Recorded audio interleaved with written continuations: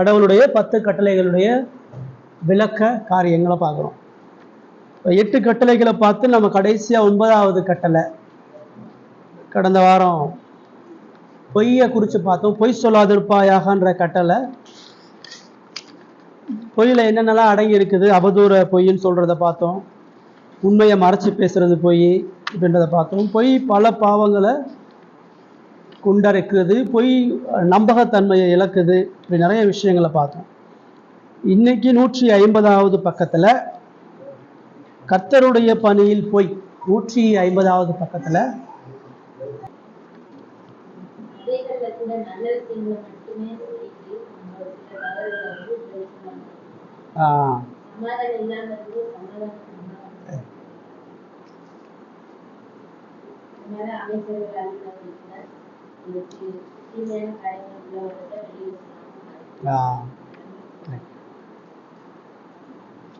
நிறைய இடத்துல போதவரை பத்தி அவங்க எப்படி நடந்துக்கிறாங்க, வீட்டுல எப்படி நடந்துக்கிறாங்க, ஆனா சபையில மட்டும் மாய்மலமா நடிச்சுக்கிறாங்க. ஆனா நிறைய சபை இப்படிதான் நடந்துருக்கு. அப்படியே நம்மகிட்ட சிஸ்டர் பிரதர் அப்படின்றாங்க, உள்ள பார்த்தா அடிச்சு மண்ணு கட்டிட்டு இருக்காங்க. அது மட்டும் இல்ல, சபையை ஒழுங்கா நடத்தவும் மாட்டாங்க.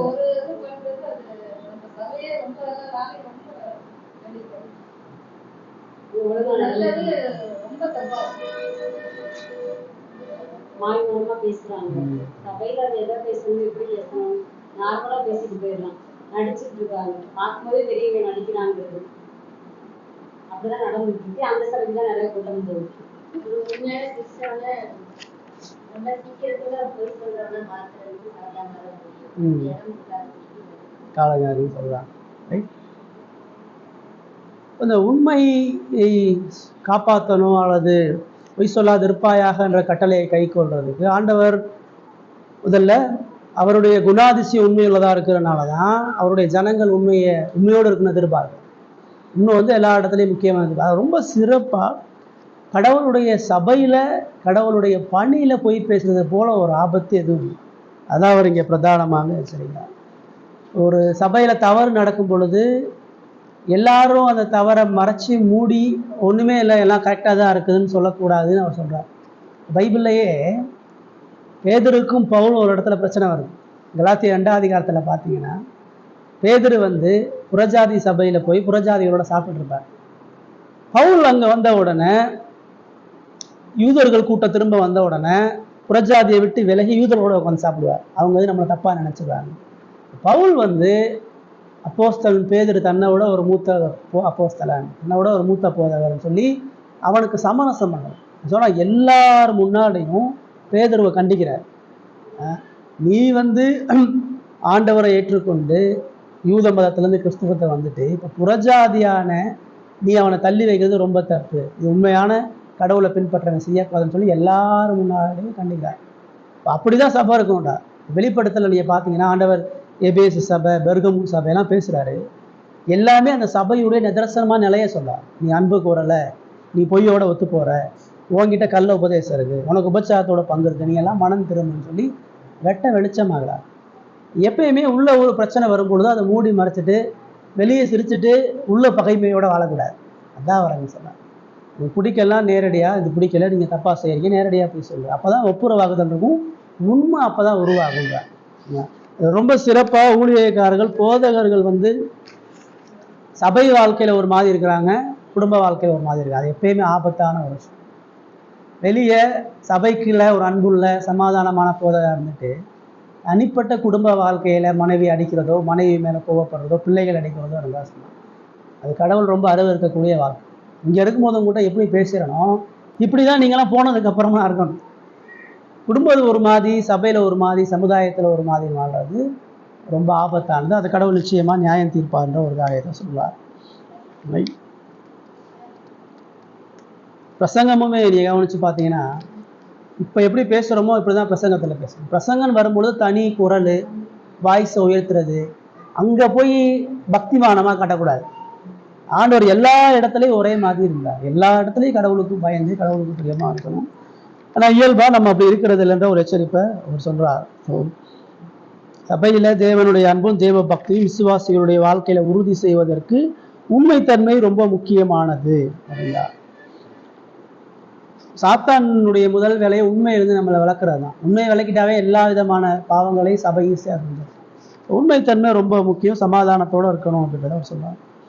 ரைட். இப்போ கடைசியாக பொய்யை தோற்கடித்தல் 154வது பக்கம். எப்படி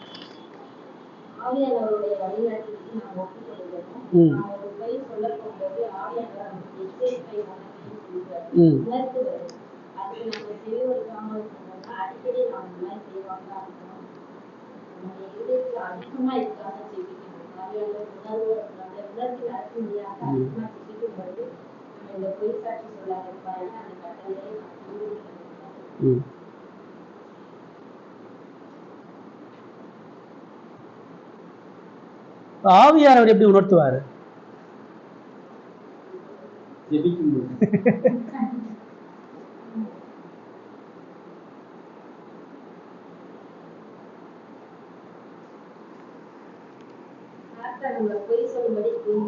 சரி, பொய் சொல்லும்போது தூண்டும் பொழுது ஆவியானவர் எப்படி உணர்த்துறார்?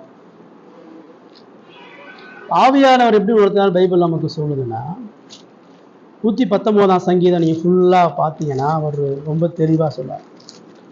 ஆவியானவருடைய உணர்த்துதல் எல்லாமே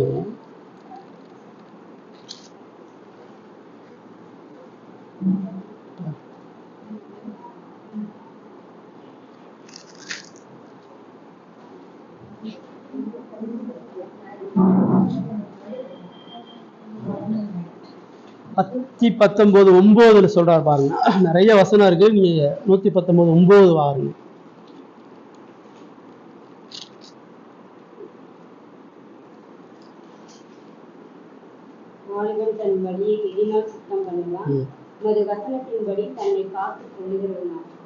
எப்படி சுத்தமாக முடியும்? ஆவியானவர் உணர்த்துறாருன்னா, ஆவியானவர் உங்களுக்குள்ள வேத வசனத்தை நினைப்பூட்டுகிறார். அதான் உணர்த்துதல். சரிங்களா? அப்போ நீங்கள் என்ன செய்யணும்? வேதத்தை வாசிக்கணும். ஆவியானவர் இது பொய்ன்னு உணர்த்துறதுக்கு நான் வேதத்தை படிக்கணும். வேதம் படிக்க தான் இதெல்லாம் பொய்ன்னு உணர்த்துவார். நம்ம பாவம் செய்கிறதுக்கு முன்னாடி நம்ம பாவத்தை தடை செய்வதற்கு ஆண்டவர் வேத வசனத்தை பயன்படுத்துகிறார். இதைதான் இயேசுக்கு செஞ்சார். இயேசு சோதிக்கப்படும் பொழுது ஆவியானவர் புதுசாக எதையும் செய்யலை. பழைய ஏற்பாடு வசனத்தெல்லாம் இயேசுவோட சிந்தையில் ஞாபகப்படுத்தினார். எல்லா விசுவாசிகளும் அதான் 19 உள்ள வீட்டில் போய் வாசி பார்த்தீங்கன்னா, ஒரு வசனத்தின்படி என்னை உணர்வு உள்ளவனாகும், ஒரு வசனத்தின்படி என்னை உணர்வு உள்ளவனாகும் திரும்ப திரும்ப சொல்லுவார். இப்போ எனக்கு எப்போ உணர்வு வரும்? இது பொய்கின்ற உணர்வு எனக்கு வரணும்னாவே எனக்கு வேதம் தேவை. வேதத்தை வாசிக்க தான் அந்த பொய்யை நான் சரியாக கண்டுகொள்ள முடியுன்றதை பார்ப்போம். அதனால் நீ ஆவியின்படி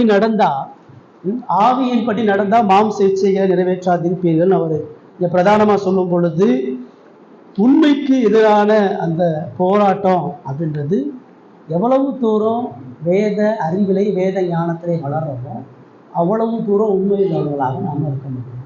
நான் உண்மையாக இருக்கிறது ஒரே ஒரு காரணம், எவ்வளவு வேதத்தை நான் கற்றிருக்கிறேன், வளர்ந்துருக்கிறேன். வேத அறிவு மட்டும்தான் என்ன பொய்யிலிருந்து பாதுகாக்கும்.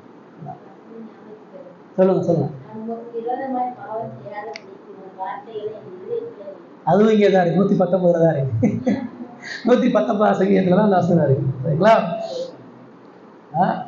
கடவுளுடைய வார்த்தை இருந்தாதான் நான் பொய் பேசாமல், நான் திருடாமல், பிரச்சாரம் பண்ணாமல், தவறான சிந்தைகள் இல்லாமல், என்னுடைய சிந்தைகள் எண்ணங்கள் எல்லாமே வேதன்ற கண்ணாடியை போட்டு நான் அதையும் பார்ப்பேன்.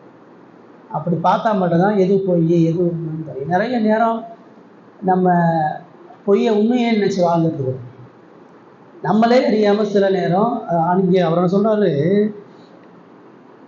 பொய்யை கூறுறது மாத்திரம் பொய் இல்லை, நீங்க பொய்யை கேட்கறதே பொய்ன்றார்.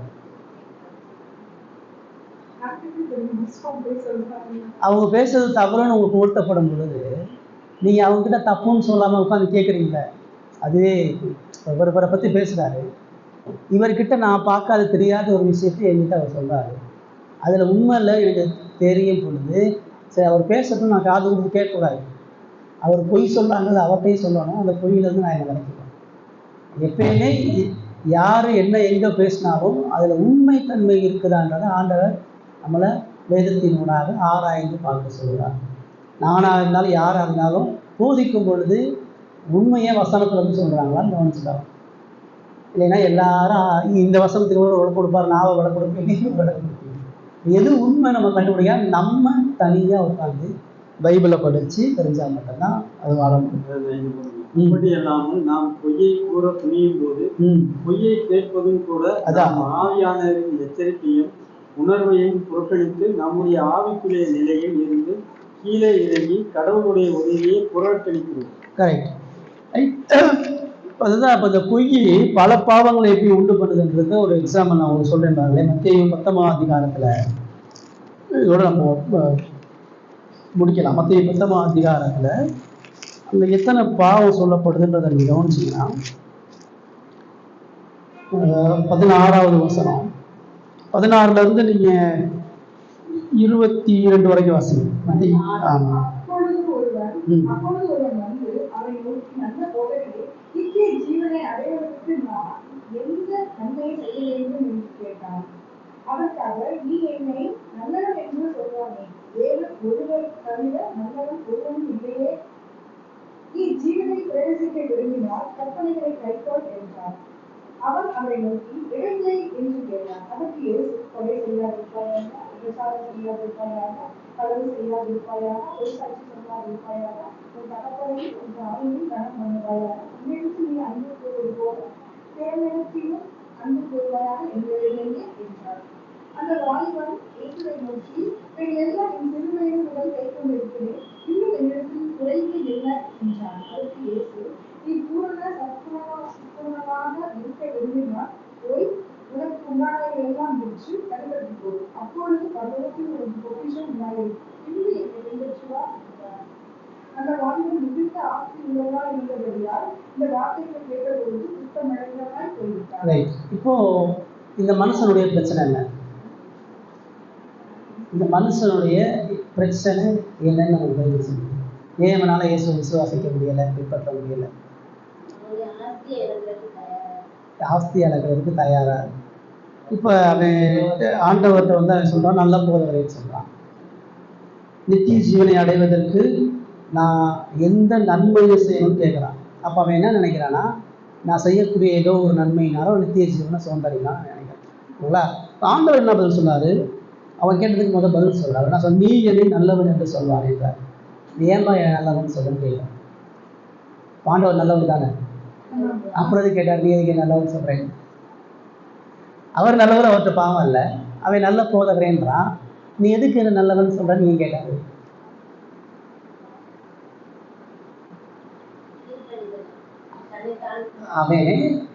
அவனுடைய பார்வையில் அவன் நல்லதா எப்படி பார்க்குறான் அப்படின்னா, இயேசு அவன் நல்ல போதகரேன்னு சொல்வதற்கான காரணம் அவருடைய உபதேசம், அவருடைய அற்புதம்.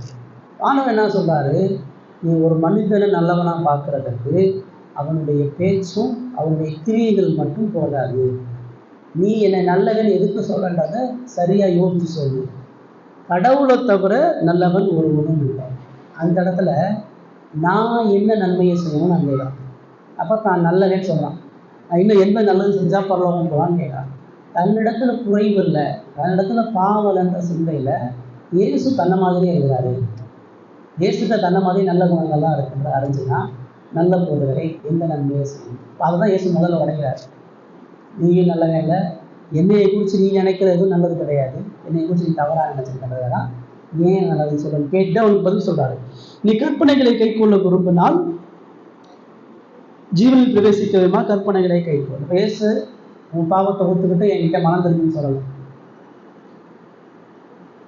அவனை அவனுடைய நிலையை ரியலைஸ் பண்ண வைக்கிறதுக்கு அவர் கேட்குறாரு. ஏன்னா அவன் நினைக்கிறான், நான் எந்த கற்பனையை கை கொண்டா பரலோகம் போனதான் அவனுடைய கேள்வி. அவர் திரும்ப என்ன சொல்கிறாரு, பழைய ஏற்பாடுகள் உனக்கு கொடுத்த எல்லா கட்டளையும் நீ கை கொண்டிருக்கியா, நீ அந்த கட்டளைகள்லாம் கை கொண்டனா நீ பரலோகம் போகலாம் அப்படின்னு. ஏன் அதை சொல்கிறாருன்னா, கை கொண்டா போகலாம் அவன் தெரிஞ்சுக்கொள்றதுக்காண்டி சொல்லலை, அவனால் ஒன்றை கூட கை கொள்ள முடியாதுன்னு தெரிஞ்சுக்கொள்றதுக்காண்டி சொல்கிறாரு. அவனால் கை கொள்ள முடியுமா, நீ கை கொண்டா உனக்கு ஜீவன் இருக்கு பார்க்குறாரு. அவனுடைய வழியிலே உணர்த்துறாரு. அவன் என்ன சொல்கிறான், எவைகளையும் கேட்குறான். நான் எல்லாத்தையும் கை கொண்டிருக்கிறேன், நீங்கள் எதை சொல்கிறீங்க, எந்த கற்பனையை சொல்கிறீங்கன்னு கேட்குறான். இப்போ ஆண்டவர் என்ன செய்கிறாரு, அதை விளக்கப்படுத்துறார். இப்போ 10 கட்டளைகளில் ஆண்டவர் முதல் 4 கட்டளையை சொல்லலாம், கீழே உள்ள 6 கட்டளை தான் சொல்கிறார். சரிங்களா? அப்போ 6 கட்டளை சொல்லி கொலை செய்யாத, உபச்சாரம் பண்ணாத, களவு செய்யாத, பொய் சாட்சி சொல்லாத, தகப்பனை தாயும் கணவன் வாயாக, உன்னிடத்தில் அன்போது போல பிறரிடத்திலே அன்பு கூறுவாயாக சொல்லியிருக்காங்க. அவங்க இடத்துல அவனுடைய தன்னை குறித்து அவன் என்ன நினைக்கிறான், நான் எல்லாத்தையும் சரியாக இருக்கிறேன், எல்லாத்தையும் அன்பாக இருக்கிறேன், நான் பொய் சொல்லலை, கொலை செய்யலை, தடுக்காங்க. ஆண்டவர் இல்லை உங்ககிட்ட பாவம் இருக்குன்னு அவரும் சொல்லணும். அவர் என்ன சொல்கிறான்னா, என்னால் கை கொள்ள முடிஞ்சா இந்த கட்டளையெல்லாம் நீ கை கொண்டிருக்கேன் விளக்கப்படுற. அவன் என்ன சொல்கிறான்,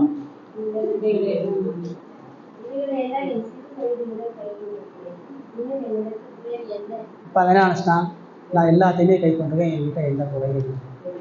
இப்போயும் ஆண்டவர் இல்லைப்பா உங்ககிட்ட குறைவு இருக்குன்னு சொல்லலை. ஏன்னா அவன் கொலை செய்யாமல், உபச்சாரம் பண்ணாமல், பொய் சொல்லாமல் அவன் வாழ்றான். அவன் சின்ன வயசுலேருந்து நியாயப்பிரமாணத்தை கை கொண்டு சன்மார்க்கமாக இருக்கான். பவுல் தான் சொல்கிறார், நான் நியாயப்பிரமாணத்தின்படி குற்றம் சாட்டப்படாதவங்க, என்கிட்ட எந்த குற்றம் இருக்குன்னு எனக்கு தெரியலைங்க. இப்போ இயேசும் சொல்கிறாரு, இயேசு நீ பொய் சொல்கிறேன்னு சொல்கிறார். இயேசு என்ன வந்து சொல்கிறார் அப்படின்னா, என்னிடத்துல என்ன குறைன்னு கேட்குறான், எல்லாத்தையுமே நான் கை கொண்டு என்கிட்ட. அப்போ ஆண்டவர் சொல்கிறாரு, நீ பூரண சத்துணாக இருக்க விரும்பினால் போய் உனக்கு உண்டானவைகளை விற்று தரித்திற்கு கூடு, அப்பொழுது பரலோகத்திலும் உனக்கு பொக்கிஷம் உண்டாயிருக்கும், பின்னையும் பற்றுவாங்க.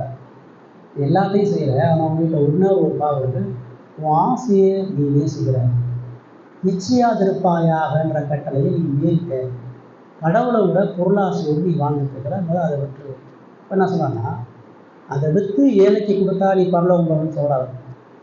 அதை விற்று ஏழைக்கு கொடுத்துட்டு என்னை பின்பற்றும், நீ மனம் திரும்பி எல்லாத்தையும் விட்டுட்டு என்னை உண்மையாக தேடி பின்பற்றி வந்தாதான் உனக்கு செய்வார். இப்போ இதன் மூலமாக ஆண்டவர் அவனுடைய ஒரு பாவத்தை மாத்திரம் சொல்கிறான். இப்போ பாருங்க, அவன்கிட்ட இச்சைன்னு ஒரு பாவம் இருக்குது, ஆனால் அவனுக்கு அது தெரியலை. தெரியாதனால நான் எல்லாத்தையும் சரியாக தான் இருக்கேன்னு போய் சொல்லிட்டான். 10வது கட்டளையை மீறிட்டான், 9வது கட்டளையை மீறிட்டான். 9வது கட்டளைக்கு அடுத்து என்ன கட்டளை வருது, உபச்சாரம் செய்யாதுங்க. உபச்சாரம்னா கடவுளை முழு இதயத்தோடு தொழுது கொள்ளாமல், கடவுள் இருக்கிற இடத்துல வேறு எது இருந்தாலும் உபச்சாரம். கடவுள் இருக்கிற இடத்துல அவன்கிட்ட என்ன இருக்குது, அப்போ உபச்சாரம் பண்ணிட்டானா. 7வது கட்டளையும் மீறிட்டான். 6வது கட்டளை 7வது களவு செய்யாத இருப்பாயா. கடவுளுக்கு கொடுக்க வேண்டிய காரியத்தை கடவுளுக்கு கொடுக்காம வேறு பொருளுக்கோ நேரத்துக்கோ கொடுத்தோ களவு. 7வது கட்டளையும் மீறிட்டான். அவன் பலனத்தை நேசித்தனால கடவுளுடைய இருதயத்தை காயப்படுத்திட்டான், கொலையும் செஞ்சுட்டான். கடவுளுடைய அதிகாரத்துக்கு கீழ்ப்படியலை, மீறிட்டான். தகப்பனையும் தாயும் கணவன் வாங்கினது கடவுளுடைய அதிகாரத்தையும் மீறிட்டான். இப்படி பண ஆசை உள்ளவன் ஓய்வு பரிசுத்தமாக ஆசைப்பானா. 4வது கட்டளையும் மீறிட்டான். இப்படி பண ஆசை உள்ளவன் 3வது கட்டளை கடவுளுடைய நாமத்தை வீட்டில் வரா உண்மையாக கடவுளை தொழுது கொள்ளணும். உண்மையாக கடவுளை தொழுது கொள்வானா. ஏற்கனவே இன்னொரு கடவுளை வச்சுட்டு அவர் உண்மையாக தொழுது கொள்ள முடியும். 3வது கட்டளையும் மீறிட்டான். கடவுளை எந்த பொருளோட மனிதனோட சாயலை கும்புறது விக்கிரகம் வழிபாடு. இப்போ அவனுடைய இருதயத்தில் பணம் தான் விக்கிரகமாக இருக்குது. 2வது கட்டளையும் மீறிட்டான். ஒரே கடவுளை கும்பிடணும், அவன்கிட்ட 2 கடவுள் இருக்குது. இப்போ எத்தனை கட்டளையும் மீறினாங்க. இதுதான் இயேசு அவருக்கு சொல்கிறார். ஒரு பாவம், ஒரு அதை சொல்லக்கூடிய அந்த பொய்யை அவனுடைய எல்லா கட்டளையும் மீறினதாக இருக்கிறது. ஆமாம், இதே தான் திருட்டு. அதாவது இந்த 10 கட்டளை செயின் மாதிரி ஒரு நூல் ஆத்திட்டிங்கன்னா எல்லாம் கீழே வருது. நான் 8 சரியாக இருக்கிறேன், 4 தான் சரியில்லாமல் இருக்கிறேன், 5 நல்லா இருக்கிறேன், 5 தான் அப்படின்னா இல்லவே. எல்லாருமே இந்த 10ஐயும் முழுமையாக மீறின பாவிகளாக தான் இருக்கும். இப்போ அதை அவனுக்கு உணர்த்துறதுக்கு தான் பரீட்சை. நீ உண்மையாகவே உங்கள் இருதயத்தில் கடவுள் இருந்தாருன்னா நீ நேசிக்கிற அந்த பணத்தை விட்டு வாங்க. ஆனால் அவனால் வர முடியாது. பரலோகம்னு ஆசை இருக்குது, கற்பனை கேட்கணும்னு ஆசை இருக்குது, ஆனால் மனம் திரும்பி விசுவாசிக்க ஆசை. தன்னை பாவின்னு ஒத்துக்கிறாங்க முடியும். அதுதான் இந்த கட்டளைகளை அவர் விளக்கப்படுத்துகிறார். ஒவ்வொரு பாவமும் குடும்ப பாவமாக இருக்கதான். பொய் ஒரு குடும்பம், பொய்ன்ற பாவம் உள்ளே வந்தால் எல்லா பாவமும் பிரதானமாக வரும். நம்ம இன்னும் உட்காந்து ஆராய்ச்சி பார்த்து கடவுள்கிட்ட எல்லா இடத்துலையும் பேசும் பொழுது இவர் என்கிட்ட ஒன்று சொன்னார்னா, இவர் சொன்ன வார்த்தையில் ஒன்று கூட தவறாமல் நம்மக்கிட்ட சொல்லணும். நான் மனித இருதயம் எப்பயுமே இவர் சொன்ன மாதிரி நான் சொல்ல மாட்டேன். ஒன்று சேர்த்து சொல்லுவேன், இல்லை குறைச்சி சொல்லுவேன். அதுவுமே ஆண்டவர் பொய்யாதான் பார்க்குறேன். தேவன் நமக்கு இன்னும் அதிகமான பலனை கொடுப்பா. நம்ம ஜெபம் பண்ணி முடியும்.